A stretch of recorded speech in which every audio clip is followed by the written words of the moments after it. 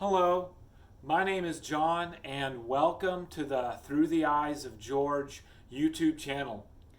Today, what we're going to talk about is an overview or summary of George Washington's health, his diet, and the foods he ate. And what does that mean for us today? If you look at many George Washington biographies, George Washington's health wasn't the best for a majority of his life. He suffered from many counts of dysentery, malaria. He also had smallpox and mumps.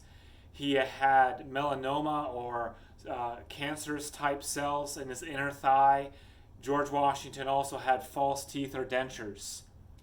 Now, that's a lot of things to happen in 67 years. George Washington lived to the age of 67. He passed away on December 14th, 1799. And he passed away from acute tonsillitis. Now, with all that being said, George Washington's diet and the foods he ate, if he had the foods of today or the different variety, that possibly could have helped him. We don't know. You can't actually say, there's no evidence of that. But George Washington's diet was very different than what our diet is available today, the types of foods available today. The diet during the American Revolutionary War, the soldiers, let me get my little trusty notepad here.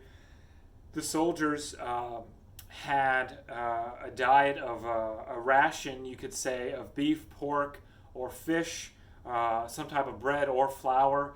They also had some type of vegetable, whether that was peas or beans or something vegetable-like, rice, some type of beer, or maybe some cider, some molasses, and maybe some soap to keep clean. Now, George Washington, there we go. George Washington's diet while he was living at Mount Vernon was vastly different than his diet during the American Revolutionary War. Now, George Washington pleaded with Congress to get funding for just necessary supplies for the troops during the Revolutionary War so that they could have good health, to have a basic good diet. Not something crazy and something with three-course meal type thing, but just basic things. But what was available then is definitely different, obviously, than what is available now. The types of foods and the variety that's available now and how to get your food is very different. We have grocery stores now. We have Whole Foods. We have Sprouts. We have a grocery store called Turnip Truck. We have Meijer. We have Kroger. Grocery stores are a great way to get your food. You can also farm your food. That's also a great way. George Washington did that. But I'm just saying that there are grocery stores, a different way of getting your food. And remember, in terms of your diet and health, you have free will to choose, or you have the free will to start now to take the steps to better health. But you are not free from the consequences of your health choices, whether good or bad. You choose good health choices, you'll get good results. You choose bad health choices, you'll get bad results. You have the free will to choose those choices about your health and the food you eat in your diet. Now, with regards to George Washington, health, food, and diet, the foods available in his time while he was eating at Mount Vernon, for example, for breakfast, George Washington, around breakfast time, 7-ish o'clock, there was tea and coffee, boiled or cold meats, possibly some type of cornmeal, hoe cakes with lots of butter and honey. Around dinner, 3 p.m., possibly some type of roasted pig, boiled leg of lamb, possibly roasted fowls, beef, peas, lettuce, cucumbers, artichokes, and also, yeah, for breakfast, chocolate was a drink of choice. Excuse me. Also, what was available at Mount Vernon was bacon and ham in the smokehouse, and also fish. George Washington loved fish, um, and he also had a distillery for rye whiskey.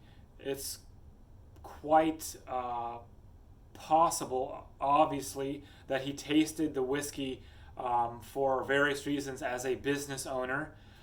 George Washington was very fond of Mandria. I think I'm pronouncing that right. Mandria wine. He liked that very much, and his diet, he chose what he chose from what was available. At Mount Vernon, there was 5 gardens. The lower garden was primarily for the kitchen use, for the meals prepared at Mount Vernon.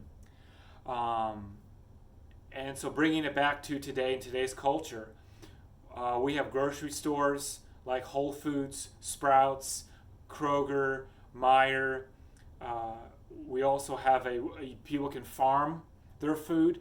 Now that wasn't available in George Washington's time, and you could say that the variety of foods available, George Washington would like that. His diet would have definitely been better, and I believe personally that it is a goal of this channel not to pontificate, and if we guess, to say so, to put it in defined boundaries. But I personally would think or say that George Washington would have loved the variety of vegetables and meats available today in a grocery store. I would say that George Washington, might have liked a Sprouts or a Kroger, maybe even a Meijer. I'm not really sure. That's just my guess on George Washington's diet. But thank you for watching this video. If you liked it, give it a thumbs up, click subscribe, and click the notification bell for more videos. As always, I'll leave all my sources in the description below. Thank you for watching this, and looking forward to seeing you soon. Thank you.